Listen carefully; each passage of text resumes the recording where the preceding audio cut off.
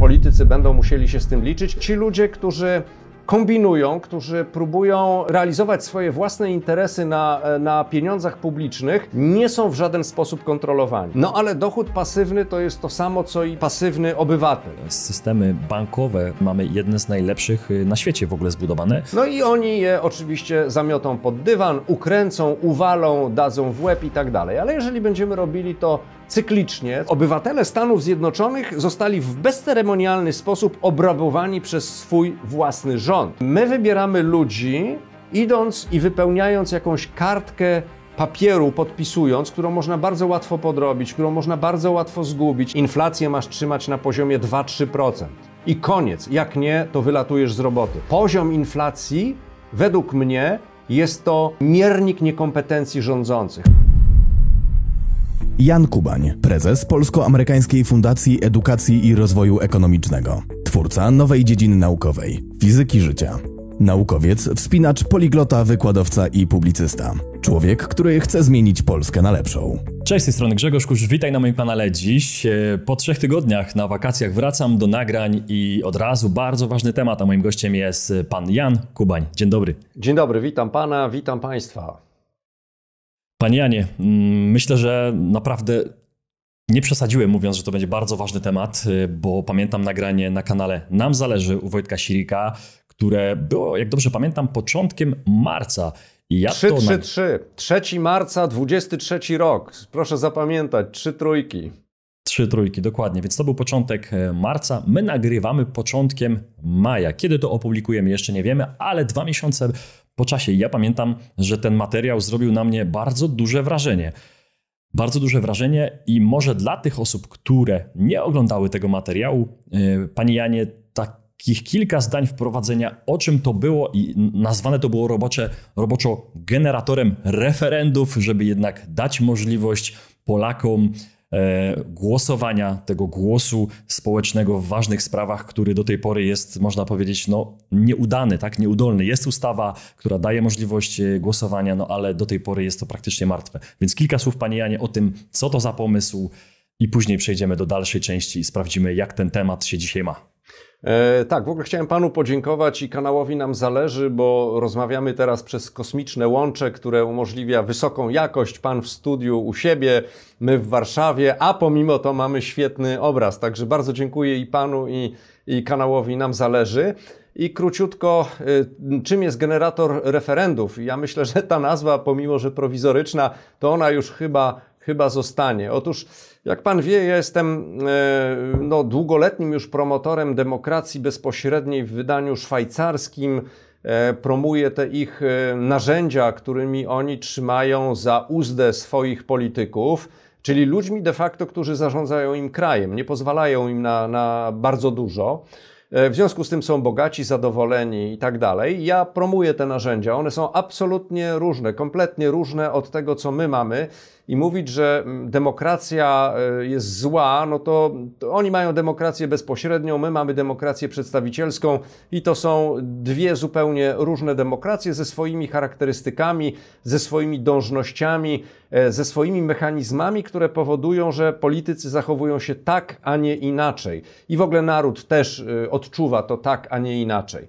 Także ja jestem takim zwolennikiem, no i proszę sobie wyobrazić, że w pewnym momencie zgłosił się do nas taki pan, Bartosz Wałęga, który mówi, no dobra, słuchajcie, mamy taką ustawę tutaj w Konstytucji, mamy taki przepis, że możemy robić referenda, potrzeba tylko 500 000 podpisów, z tym nie ma problemu, jeżeli znajdziemy 50 000 osób i każda z tych osób zbierze 10 podpisów wśród znajomych, no to mamy 500 000 takich podpisów, występujemy do rządzących z referendum, no i oni je oczywiście zamiotą pod dywan, ukręcą, uwalą, dadzą w łeb i tak dalej. Ale jeżeli będziemy robili to cyklicznie, co 3 miesiące, tak jak jest w Szwajcarii, to może w końcu media głównego nurtu, inne opcje polityczne może zwrócą na to uwagę, no bo wie pan, 50 000 osób takich, które działają na zasadzie odruchu, a nie przynależności partyjnej, to jest naprawdę dosyć już duża siła polityczna. Także politycy będą musieli się z tym liczyć, no a też na pewno temat wejdzie do no mówię, rozpłynie się po mediach głównego nurtu. I powiem tak, że temat mi się strasznie spodobał. Stwierdziłem, że właśnie warto by było na ten temat powiedzieć. Opowiedzieliśmy właśnie 3 marca 2023 roku na kanale Nam Zależy, opowiedzieliśmy o tym i tutaj prowadzący pan Wojciech Siryk mówił, że no jak zadzwoni 60 osób, to będzie dobry prognostyk. I tak wie pan, no tak żeśmy myśleli, takie były szacunki i proszę sobie wyobrazić, że w przeciągu tygodnia, może 2, zgłosiło się ponad 1000 osób. W tej chwili mamy 1058 osób jako ambasadorów, czyli tych, którzy mówią, ok, jak będą pytania referendalne, no to ja zbiorę wśród swoich znajomych te 10 podpisów i umożliwimy. I ludzie piszą, że oni są świadomi, że to trzeba będzie robić cyklicznie, czyli wie pan, bo to jest najważniejsze, żeby właśnie robić to cyklicznie. No i pokrótce to jest ta idea i też muszę dodać, że pośród tych 1000 osób było około, 10% osób, tak około 100, które powiedziały, ok, dobra, to ja przystępuję, będziemy pracowali, zbudujemy te struktury i tak dalej. No i z tych osób zostało około w tej chwili 20, 10 osób jest takich mocno czynnych, Także działają i zaraz opowiem o tym, jaki jest stan na dzień dzisiejszy, właśnie po 2 miesiącach. Natomiast może takim tytułem wprowadzenia, dlaczego ja uznałem, że ten pomysł jest dobry? No bo popełniłem niedawno taką książkę, którą zatytułowałem Co każdy nastolatek o rządzących wiedzieć powinien. To jest książka, w której ja mówię, jacy są rządzący. Nie konkretnie Morawiecki, Stalin, tylko generalnie, jakie oni mają cechy charakterystyczne, z czym to jest związane. Tu jest podejście systemowe, podejście historyczne i to jest książka, która otwiera oczy.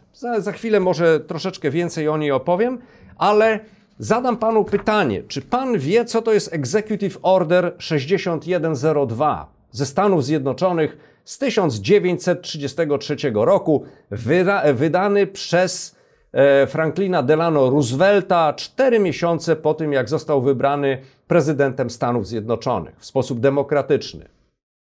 No to zaczęły się pytania i od razu trudne. Nie wiem, panie Janie, zaskoczył mnie pan.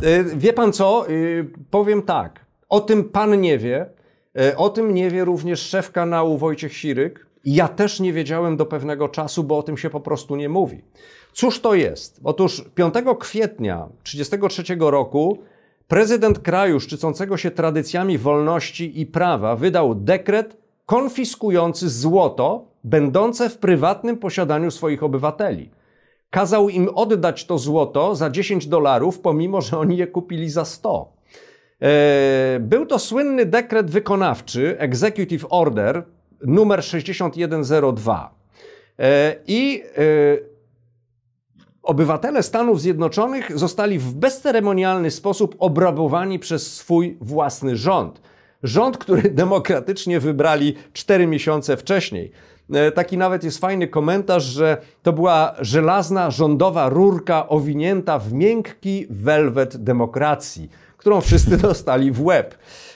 Także jak on brzmiał? Nakazuje się, aby wszystkie osoby dostarczyły do dnia 1 maja 1933 roku. Nie wiem, czy pan zwrócił uwagę na różnicę dat. Dekret wydany 5 kwietnia, a do 1 maja macie oddać.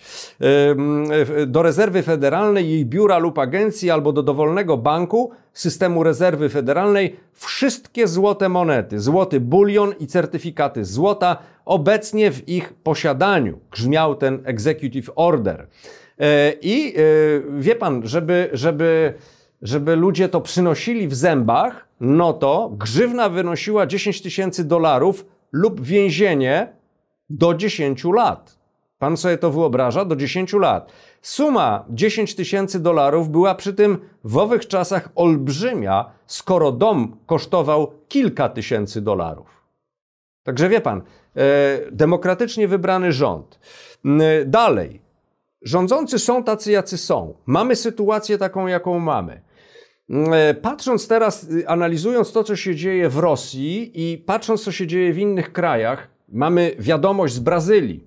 Facet ożenił się, 50-letni jakiś tam rządzący, ożenił się z 16-letnią Miss piękną dziewczyną i co zrobił na drugi dzień? Zatrudnił jej matkę w urzędzie miejskim, tak? Na jakiejś lukratywnej posadzie.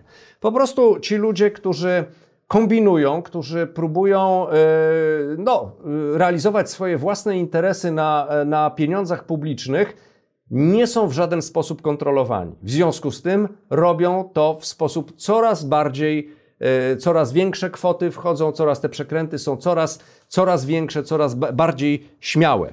Kolejną książką, która pisze o tym, jak jesteśmy źle zarządzani i o charakterystykę ludzi, którzy nami rządzą, jest książka Zgodnie z prawem przeciwko obywatelom. Dramat polskiej samorządności. Polecam ją, to jest Jacek Barcikowski. Też króciutka, cieniutka książeczka, można ją przeczytać w 2 godziny ze zrozumieniem. Tak, bez zrozumienia można ją przeczytać w godzinę, także myślę, że warto właśnie z tymi książkami się zapoznać. Są tacy, jacy są ci rządzący, sami widzimy, jacy oni są, no i ja tutaj właśnie występuję do takich ludzi jak pan, no bo na pańskim kanale, czy na kanale Nam Zależy, takimi bardzo dobrymi tematami to jest dochód pasywny, tak? Czyli jak się nie narobić, żeby zarobić. No ale dochód pasywny to jest to samo, co i pasywny obywatel. I teraz jak spojrzę na Szwajcarię, tak sobie pomyślałem, ostatnio mieliśmy w Polsce taki spis schronów, w których można się schronić. I tych schronów mamy 300 000 na 37 milionów polskich obywateli. W Szwajcarii każdy obywatel ma, podejrzewam, że o wiele lepszy schron. Schron odcięty od powietrza, filtrujący powietrze ze własnym zasilaniem, z własnym jedzeniem itd., itd., itd.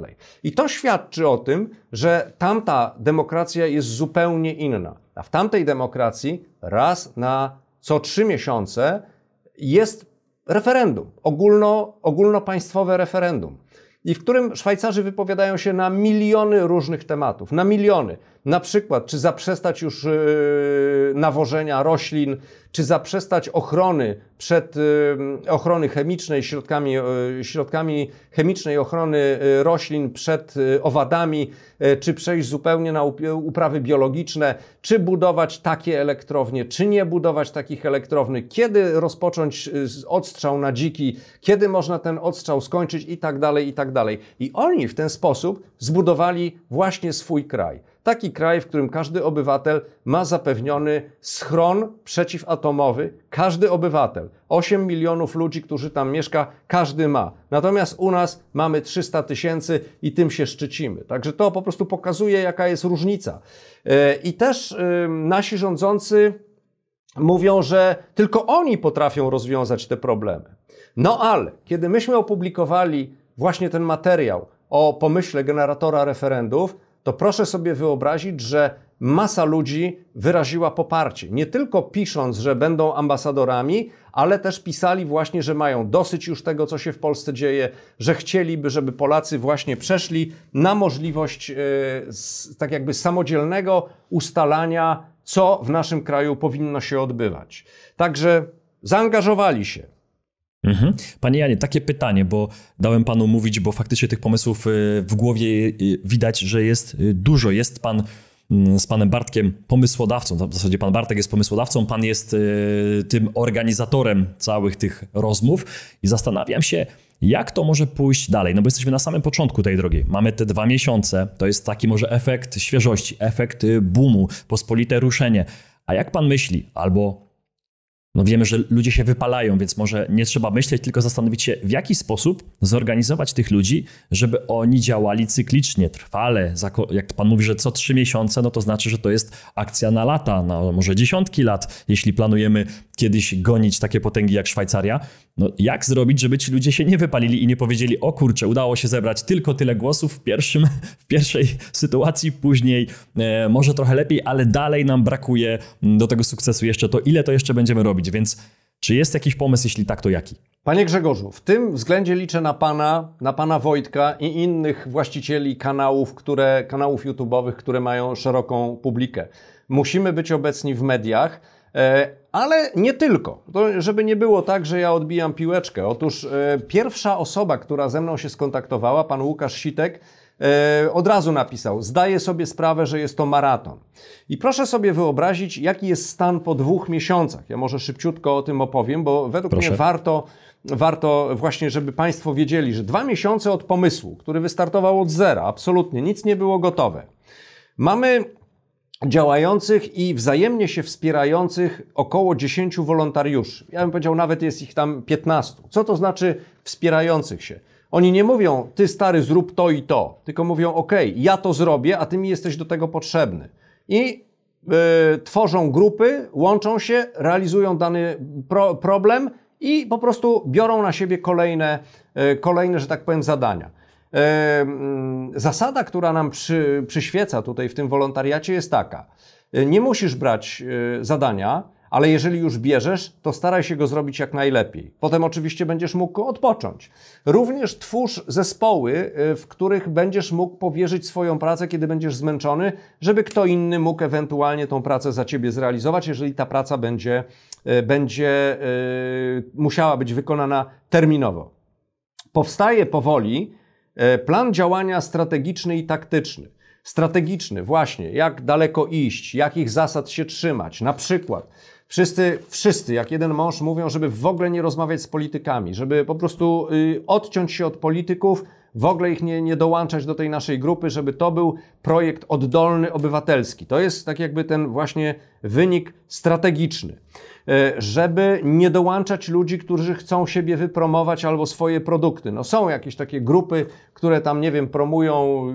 To był duży problem w ruchu Jeden Polska, gdzie właśnie na zebrania przychodziła osoba, taka słynna pani z agroturystyki i właśnie zabierała głos. No wszyscy jej udzielali, bo to oczywiście, wie pan, wolność i tak dalej. Walczymy o wolność, proszę się wypowiedzieć. I ona przez pół godziny gadała o tym, jaką ona ma agroturystykę i że wszystkich zaprasza, że jest bardzo tanio i w ogóle. Także i nikt nie potrafił się jej pozbyć. Mamy zalążek Rady Referendalnej, czyli organu, którego zadaniem jest stworzenie sprawnie działającego systemu, który właśnie będzie wyłaniał pytania referendalne, przeprowadzał zbiórkę podpisów oraz składał do rządu. Co więcej, w planach strategicznych pojawiła się taki pomysł, żeby nie tylko składać referenda, gdzie są wymagane 500 000 podpisów do zainicjowania referendum, które oczywiście może być przez rządzących, że tak powiem, zamiecione pod dywan, ale że jest instrument inicjatyw ustawodawczych, który wymaga 100 000 podpisów. A co więcej, jest inicjatywa petycji. I w tej chwili, właśnie wczoraj na zebraniu, podjęliśmy taką inicjatywę, pan Łukasz Zakrzewski z Giżycka bodajże, że on przeprowadzi w ramach generatora referendów pierwsze złożenie petycji na ręce rządzących, które będzie domagało się obniżenia tego progu wymagalności podpisów referendalnych. Oczywiście chcemy to zrobić, chcemy przetrzeć ten szlak. Pan Łukasz ma obdzwonić około 100 ambasadorów, właśnie żeby podtrzymać ten ogień, żeby porozmawiać z nimi, na ile są zaangażowani.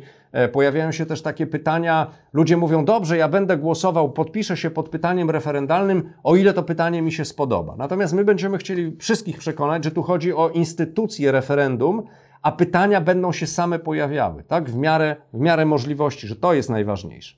Mamy stronę internetową referenda.pl, powtórzę, referenda.pl, na której mogą Państwo zobaczyć masę informacji.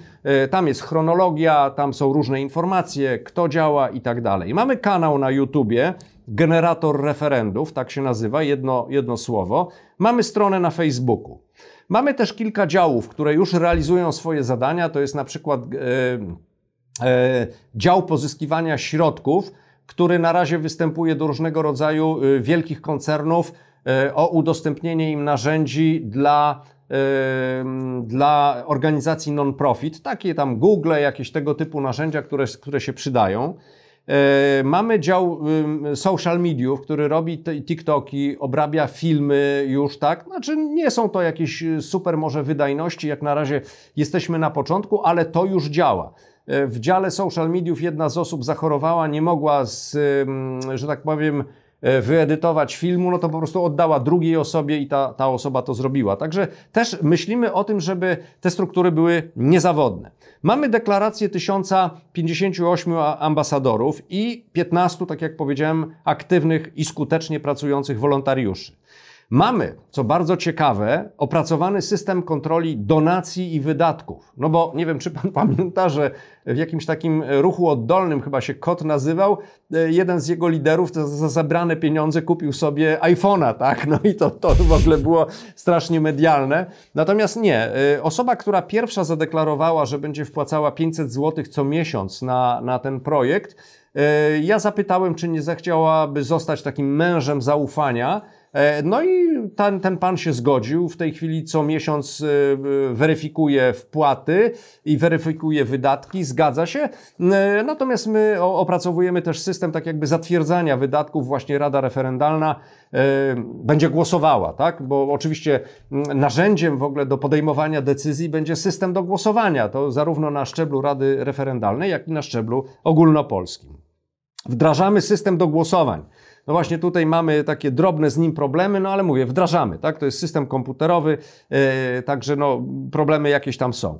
Rada Referendalna spotyka się regularnie co tydzień. Praca całego środowiska tej rady opiera się o zadaniocentryczność, czyli to nie jest tak, że ja jestem prezesem, czy ja jestem twarzą, tylko po prostu jest temat do zrobienia, ktoś się podejmuje tego, no i już.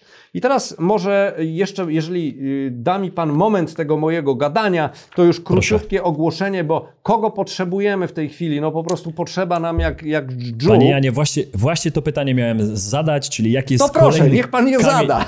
A to super, dziękuję za głos. Panie Janie, właśnie, bo 1000 osób mamy, ponad 1000 osób mamy.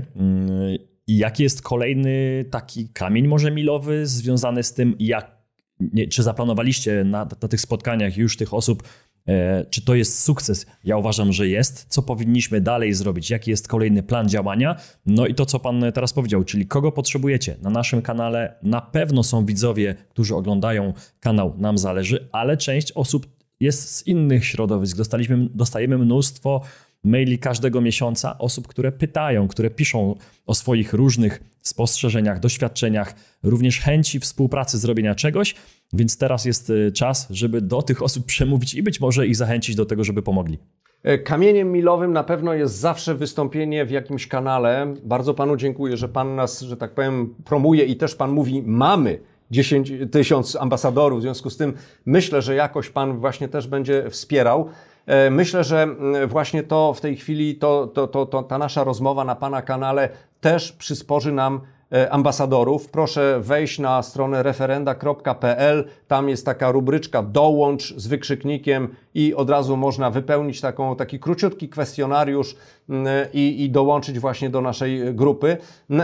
Teraz, czego myśmy się nauczyli za pierwszym razem? Ano tego, żeby proces został zautomatyzowany. Ludzie otrzymują w tej chwili maila, który dziękuję za zapisanie się, mówi co trzeba dalej, jak tam można, jak nas należy śledzić i tak dalej, i tak dalej. Także mamy opracowane procedury rekrutacji. W tej chwili pan Łukasz Zakrzewski będzie rozmawiał właśnie z ambasadorami.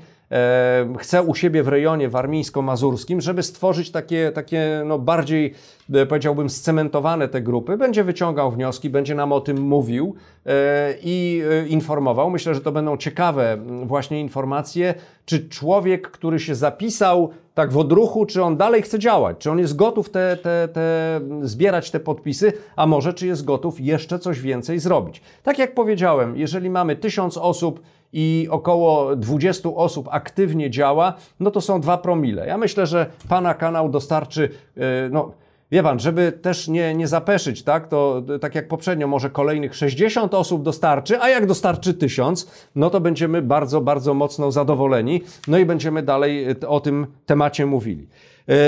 Ambasador to jest reprezentant generatora referendów pasywny, no bo on tylko zbiera te podpisy, wkłada do koperty i musi tą kopertę wysłać do nas, do centrali, którą my już będziemy opracowywali. Ale oczywiście szukamy ambasadorów aktywnych i w tej chwili, że tak powiem, bardzo, bardzo nam zależy na ludziach, którzy mają cokolwiek wspólnego z prawem. Aplikantów, radców prawnych, jeszcze ludzi, którzy skończyli studia albo są studentami, którzy jeszcze nie mają swoich kancelarii i mają chęć podziałać społecznie. ewentualnie za referencję od Paferę. Szukamy ludzi do social mediów, do obsługi Facebooka, do twórców treści, tak? To jest ważne, korektorów, grafików. Mieliśmy panią korektor, to była starsza osoba, niestety się wycofała, ale muszę panu powiedzieć, że ona w sposób genialny, podchodząc do takiego tekstu, który napisałem ja, czy ktokolwiek właśnie z wolontariuszy, ona stawiając przecinek, zmieniając jedno słowo, zmieniając szyk zdania, powodowało, że to brzmiało zupełnie inaczej, było bardziej przekonujące, było, no po prostu niosło o wiele więcej treści. Także powtórzę jeszcze raz, referenda.pl, dołącz, tam jest taka rubryczka, no i potrzebujemy ludzi, którzy mają cokolwiek wspólnego z prawem, no bo już tworzymy treści petycji, bo już musimy zrobić pewne umowy na temat RODO i tak dalej, aczkolwiek wypracowałem taki system, że RODO praktycznie nie będzie nas dotyczyło, bo dane nie są mocno wrażliwe. Zbieramy imię, nazwisko, numer telefonu, adres mailowy i województwo i to jest wszystko. Natomiast udostępniać i będzie panowała nad tym wyłącznie jedna osoba, która będzie miała pełną kontrolę nad tym. Natomiast udostępnianie będzie wyłącznie danych, których RODO nie obejmuje, czyli na przykład sam adres mailowy do wysyłki newslettera albo sam numer telefonu do obdzwonienia. Czyli ambasador dostanie telefon, dzień dobry, ja dzwonię tutaj z generatora referendów, pan czy pani się zgłosiła, pan czy pani to można rozpoznać już w telefonie, prawda? No i chciałem porozmawiać. Także dane osobowe będziemy bardzo mocno chronili. Też takim celem strategicznym jest to, żeby referenda i w ogóle głosowania w Polsce odbywały się w sposób elektroniczny. No bo proszę zauważyć, jakie jest niezrównoważenie absolutne.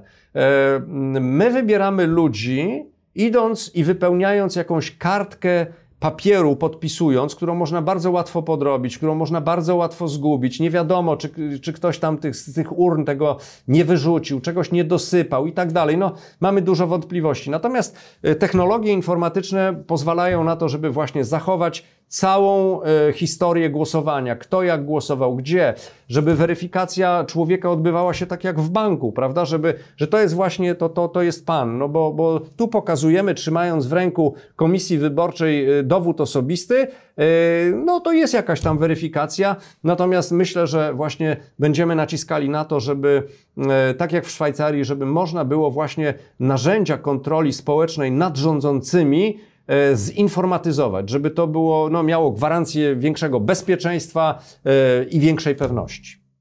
No to jest na pewno dobry pomysł z tym głosowaniem elektronicznym. Po pierwsze dlatego, że systemy bankowe, z tego co wiem, z tego co jestem świadomy, mamy jedne z najlepszych na świecie w ogóle zbudowane, a druga kwestia to wykorzystanie technologii blockchain przecież do szyfrowania. To też dzisiaj nie jest nic trudnego, ale wrócę do tego, co pan powiedział, że poszukujemy osób do tego projektu.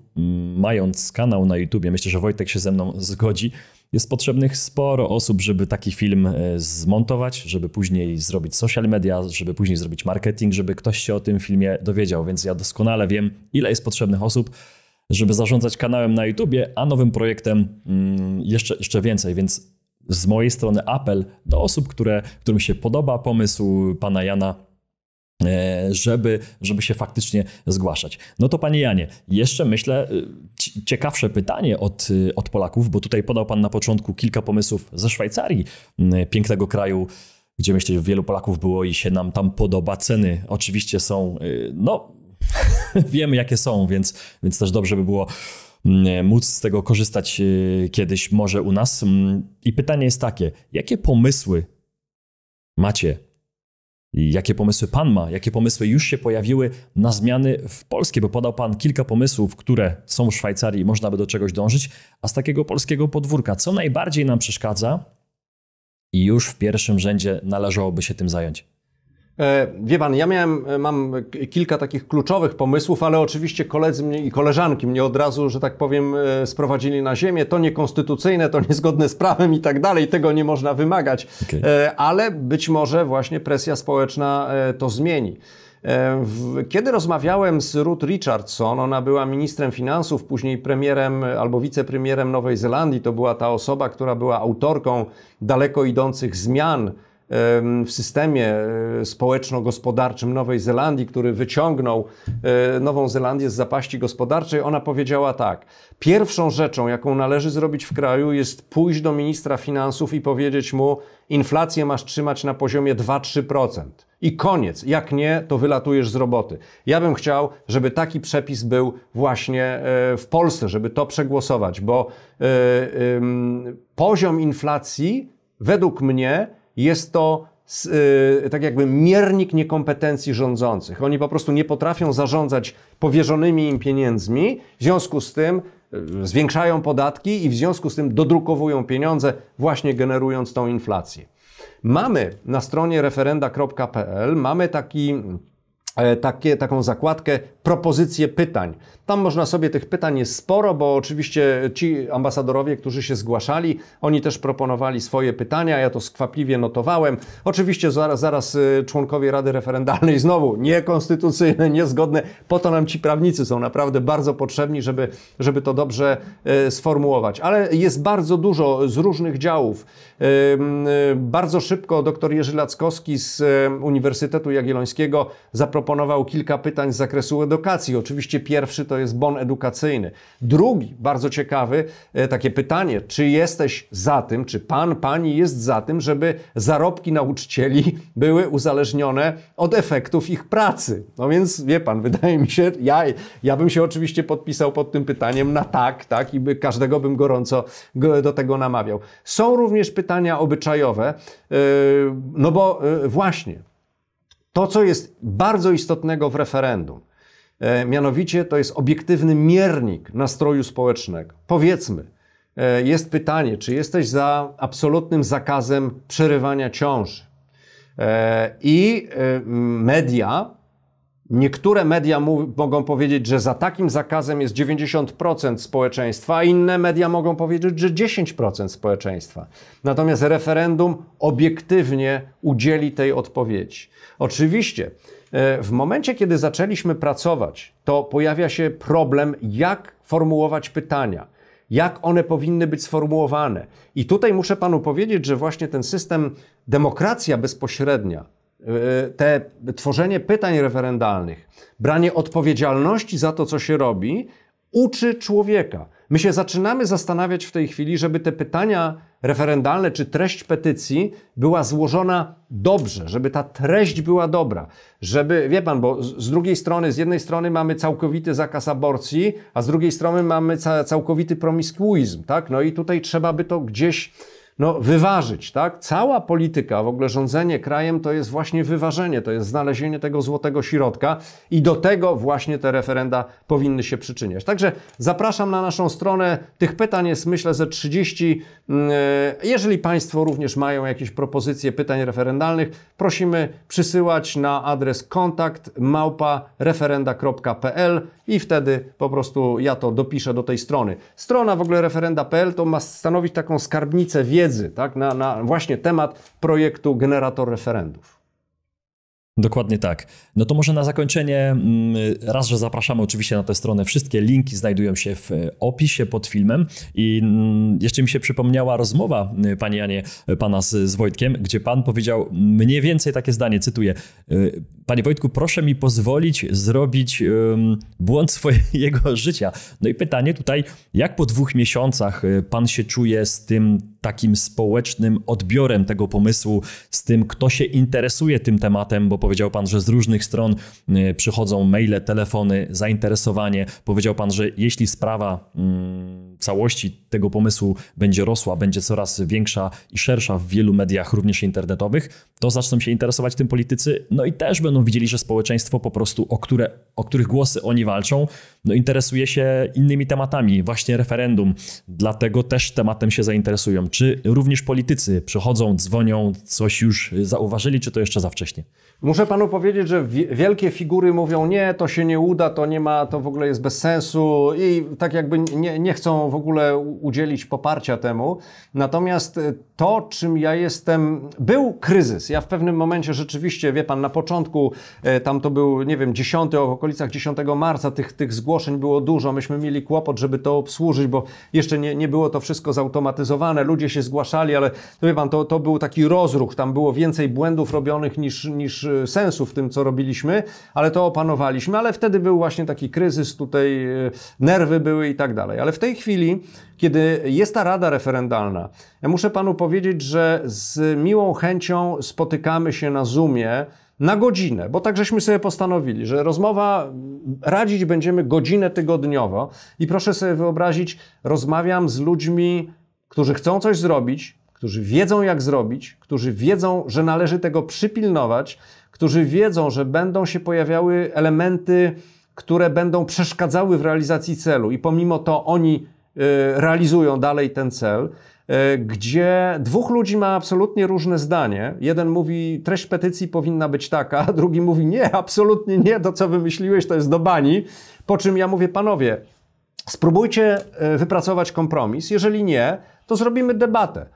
Ja będę tym mediatorem, będziemy próbowali ten kompromis wypracować. I proszę sobie wyobrazić, nie było żadnej debaty. Wczoraj na zebraniu we dwóch stwierdzili, zgodziliśmy się, nie ma problemu i tyle, i już, i działamy, tak? I tutaj właśnie było też głosowanie, Rada Referendalna prawdopodobnie jednogłośnie przyjęła właśnie tą rezolucję, że Łukasz Zakrzewski będzie, ja to nazywam strażnikiem procesu albo dyrektorem generalnym właśnie tego projektu złożenia tej petycji. I on sobie sam narzucił. Tu proszę zwrócić uwagę, że człowiek nie tylko wypracowuje treść petycji i uzgadnia ją z kolegami, którzy mają i koleżankami, którzy mają inne zdanie. On chce obdzwonić 100 ambasadorów, żeby ich pozyskać, ale przy okazji, żeby wyciągnąć od nich jakiegoś rodzaju informacje, które, czy no, jak oni odbierają w ogóle ten generator referendów, jakie mają pomysły i tak dalej, i tak dalej. Także to mnie buduje, że poza tym, ja też powiedziałem już w drugiej rozmowie dla kanału Nam Zależy, że nie chcę, żeby generator referendów był oparty na Kubaniu, żeby tylko i wyłącznie twarz moja mówiła o tym. Ja chcę stworzyć strukturę właśnie tak jak w tej książce, kolejnej książce o Szwajcarii. Czy wiesz, dlaczego nie wiesz, kto jest prezydentem Szwajcarii? To żeby też, wie pan, w perspektywie czasu, jeżeli generator stanie się taką strukturą, która będzie rzeczywiście wpływała na życie polityczne w Polsce, żeby było, czy wiesz, dlaczego nie wiesz, kto stworzył generator referendów? Bo to zrobiła po prostu grupa ludzi. Grupa ludzi, która nie chce się na tym dorobić, która nie widzi żadnego prywatnej korzyści, bo tu nie ma, bo tu, wie pan, tu nie można zostać gwiazdą, tak? Tu po prostu trzeba zasuwać, trzeba zbudować tą strukturę, ta struktura musi pracować. Zobaczymy. Ja mówię, to jest to, co mnie buduje, a prawdopodobnie będą, wie pan, i zdrady, i jakieś mega pozytywne wydarzenia, i mega negatywne. Zobaczymy, jak to wszystko się będzie rozwijało, tak? To też jest szkoła życia i myślę, że też szkoła demokracji dla wszystkich, którzy wezmą udział w referendum, a również dla państwa, którzy słuchają właśnie takich naszych rozmów. Dokładnie tak. No, ja się cieszę, że coś się dzieje, bo po powrocie właśnie z Hiszpanii, wspomniałem zanim rozpoczęliśmy naszą dzisiejszą rozmowę, jak usłyszałem w Hiszpanii, że część Hiszpanów jest za tym dochodem podstawowym, im się nie chce pracować, to sobie pomyślałem, dobrze, że wracam do Polski. Może pogoda inna, ale jednak ja mam cały czas głód pracy, głód przedsiębiorczości, głód robienia czegoś, mimo że wiem, że tam jest element porażki i on jest naturalny w procesie uczenia, w procesie przedsiębiorczości i ja to wiem. Jakoś nie widziałem tego w głowach Hiszpanów, żeby oni chcieli o tym rozmawiać, oni chcieli rozmawiać o braku pracy i o dostawaniu pieniędzy za darmo. Zdecydowanie widzę, że w Polsce takich osób nie jest aż tak dużo jak w Hiszpanii, bo nie można zapominać, że oni w Polsce również są. Więc cieszę się, że taka inicjatywa ruszyła, panie Janie. Bardzo cieszę się, że mogliśmy pomóc w ten sposób, że ten film pojawia się na naszym kanale. Trzymam kciuki, kibicuję. Aktywnie również jestem do dyspozycji, jeśli będziemy mogli jeszcze coś wspólnie zrobić. Bardzo serdecznie dziękuję. Też chciałbym już na sam koniec podkreślić, że wszyscy, którzy przystąpili do Rady Referendalnej, są młodzi. Ja jestem najstarszy. tam są 40-latkowie, 30-latkowie, tam są ludzie, którym dzieci przeszkadzają w rozmowie, tatuś i krzyczą i tak dalej. Także zapraszam wszystkich młodych ludzi. Proszę Państwa, zdjęcie z warszawskiego metra obiegło Stany Zjednoczone, ma 10 milionów polubień w ciągu 6 godzin. Amerykanie są w szoku, że metro może być czyste, że w metrze można spokojnie siedzieć i czytać książki, czy czytać na telefonie, że nie ma tam uryny, tak jak jest właśnie w metrze nowojorskim. Proszę Państwa, zbudujmy silną, czystą Polskę ludzi, którzy są intelektualnie rozwinięci, którzy są twórczy intelektualnie, fizycznie i którzy są twórcami silnej Polski. No tak nam dopomóż, Panie Boże, i wszystko, co nam może dopomóc. Także takie jest moje życzenie i bardzo dziękuję za tą rozmowę. Idealne zakończenie, Panie Janie. Nic nie mogę dodać. Wszystkiego dobrego, Panie Janie. Dziękuję Wam bardzo i do zobaczenia. Do zobaczenia. Dziękuję bardzo.